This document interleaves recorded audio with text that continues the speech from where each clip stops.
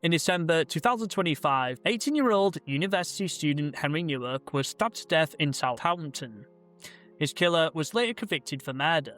But what happened in the minutes after the attack has raised serious questions about how the police operate in Britain today. Body cam footage shows officers handcuffing Henry as he lay dying and repeatedly telling him that he had actually been stabbed, while one officer replied, "I don't think you have, mate. This wasn't just a tragic mistake." It revealed something deeper about how ideology has infected policing in this country.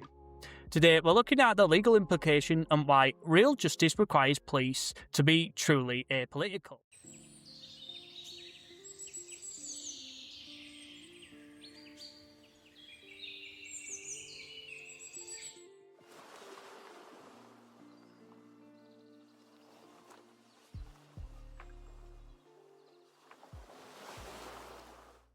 The Henry Nowak case is not just about one night in Southampton. It is about whether British policing still operates on the principle that every citizen is equal before the law, or whether officers have been trained to see the world through a political lens. When police arrive at a violent incident, their duty is clear: protect life, gather evidence, and treat people according to the facts, or even the facts-based evidence, not according to race, narrative, or fear of being called racist. In today's video, we're examining how that basic duty appears to have been compromised, why ideological training has made this more likely, and why we need policing that is genuinely neutral and professional. On a night Henry Nowak was murdered, his attacker told the police that he'd been victim of racist attack. Henry, who was bleeding out heavily from multiple stab wounds, told officers he had been stabbed and that he couldn't breathe. Instead of immediately treating him as a critically injured person, officers placed him in handcuffs. Body cam footage later showed Henry pleading for help while an officer dismissed his claims. Legally, this is deeply problematic. Police have a duty of care to any injured person at a scene, regardless of what they were accused of and regardless of their background. Handcuffing a dying man because his attacker made an allegation, especially when that allegation was later proven to be a lie in court, suggests that the officers were prioritising a racial narrative over basic first aid and evidence gathering. The fact that Hampshire police have since apologised and that an officer has resigned shows even the force itself recognises serious failures occur. Real justice requires officers to respond to medical emergencies in front of them first, not potential hate crime narrative. This kind of failure does not happen in a vacuum. For years, police officers across Britain have been subjugated to training programmes heavily influenced by university-driven theories around race, power, and systematic bias. These programmes often encourage officers to view situations through a lens of identity rather than individual evidence. When officers are taught that certain groups are more likely to be victims and more likely to be perpetrators, it distorts their ability to respond neutrally to the facts in front of them. Simply removing DEI initiatives is not enough. The deeper problem is that large parts of the police training now come from academic environments that treat the criminal system itself as inherently political. This produces officers who are sometimes more concerned with managing perception around race rather than with applying the law equally. When this mindset meets real emergencies, the results can be catastrophic, as they were for Henry Nowak. Professional policing requires officers who are trained to deal with evidence, injury, and individual behaviour, not to interpret every situation through a political framework. At the same time, as cases like this get exposed, serious failures in responding to actual violence, British police continue to dedicate significant resources to monitoring, arresting people for speech, memes, and social media posts. This creates a glaring double standard. When the state is willingly to investigate citizens for words but appears slow or ideologically compromised when dealing with real-world stabbings, it destroys public confidence in equal justice. A functioning legal system must have clear priorities. Protecting life and investigating serious violence should always come before policing opinions. When police forces seem more enthusiastic about pursuing hate speech than they are about responding professionally to knife crime, it suggests their priorities have become political rather than protective. Real justice demands consistency. If the police have the capacity to monitor online posts, they must also have the capacity and the will to treat every violent incident with the same professional, evidence-based standards without fear of favour. When the police start seeing citizens through a political lens instead of individuals and the law, justice stops being blind and starts becoming selective. The rule of law only works when it's applied equally to everyone, regardless of race, background, or which narrative is currently fashionable. So anyway guys, hope you enjoyed this video about me talking about why it's important to understand the legal side of this, because I don't think I've actually covered this as much as in depth as I thought I would. Because obviously people would say that I'm trying to milk Nowak's death or something, but I think it really does talk about the legal system in this country that's bent. Because there is a lot of issues within the UK legal system. Like, for example, I was speaking to someone who had their case dropped against a paedophile who actually groomed this person or this individual when they were 15. And what ended up happening was that essentially all of the stuff that they just dropped it was because due to lack of evidence, and even said that this person would actually be even in trouble with the police. And you see how backwards and illogical the system is.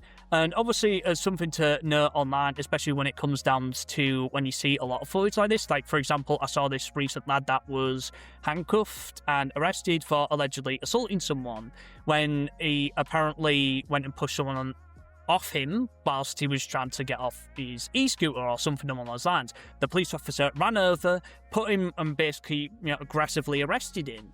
And it's not like he tried to resist arrest. He basically was saying what was going on. He was scared. He was clearly visibly confused. And you just see this police officer handle this guy poorly. Now, this goes into, I guess, the subject of how the law should treat people or even train or brainwash the police into basically just looking at tunnel vision of who shouldn't be treated as the victim. And in this case, obviously, Nowak was pretty much the victim. And even if someone had been stabbed by law, and I think if I can remember this correctly, that legally the police have to provide medical assistance even to the victim. And as the point I made earlier in this video, or one of my earlier videos of Henry Nowak, is that a lot of the things that came out of this on the legal side, where it's like police basically pretty much committed negligence, where they basically just let this white boy die because if the races were swapped, and I've said this multiple times before, that they probably would have gotten medical assistance. And obviously this goes into the legal implications of self-defense. Should people be able to carry knives, or should no one be exempt, including religions? And obviously you've seen how the Sikh community has responded. A lot of it is basically essentially virtue signaling.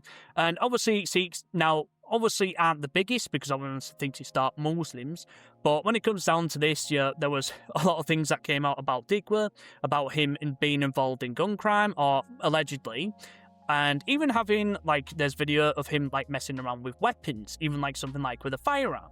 And it's like, okay, but that isn't for religious reasons, so why has he got a firearm? Because if I had that, I'd be confiscated for allegedly carrying an offensive weapon, including, a pistol, which in the UK, you're actually not allowed to carry that type of firearm. You can only have a 22 caliber rifle, and I think even something to do with a shotgun, double barrel, I think. And you can only have those two things, and you have to get a license for both of them. But when it came down to these people, obviously Browns, in criminal context, anyone or any of them can be a part of this, whether that's Sikhs or in this case Indians, and to do with Muslims is to do with Pakistanis and different types of where they've come from, and also to do with how much crime they commit. Now, I could spam crime statistics all day, but I think the underlying issue here is that the UK legal system needs to be reformed, and though I don't see reform actually doing any of this, I don't know if there's going to be a written policy about changing the crime and law. But I think this goes into the DEI hiring, where you see a lot of these people getting hired based off their race, or you even see something with them being trained to basically handle certain situations very delicately. So, for example, if a black guy's being arrested, they might even just not even arrest him. They might just let him off the hook without warning, even though he's pretty much covered in blood and even got a machete on him after, allegedly stabbing someone. Even when the facts-based evidence is right in front of them, they just ignore it. They essentially just let him go on his other day, even though he could be a serial rapist. And you see where this actually comes through with all the police training, like I said, with DEI, and this happens from up and down the UK in the country. And I really just want to emphasise here that if you really want this stuff, it's not just the DEI stuff here. It's a complete whole of the UK legal system, the police training, and making sure that officers are actually doing their job, they're not biased, especially regardless of race. You know, that they need to become, like I said, apolitical. They need to be like the referees. And I'm not saying like in a fight they would let two people like have it out or something. What I'm trying to say is that these people or these police officers need to make sure that they just go off by the fact-based evidence and they're not brainwashed. And this isn't just to do with the police officers, it's also to do with the courts, the Crown Prosecution Service. There's loads of things that need rehauling. And to make sure that the law is balanced, fair, and also everyone is equal right to trial, even if they have been accused of murder. Now, obviously, I'm not justifying Dick Blair actually doing this. In my opinion, I don't think this was justified, especially from a religious example with this knife. You know, he eventually became a murderer. And, you know, there are some videos leaked where basically they are basically laughing about this, and even with the Sikh guy basically saying that, should we take a piss or a shit on his grave, which is, you know, completely utterly revolting. And a lot of Browns have this mentality, you know, it's them versus whitey.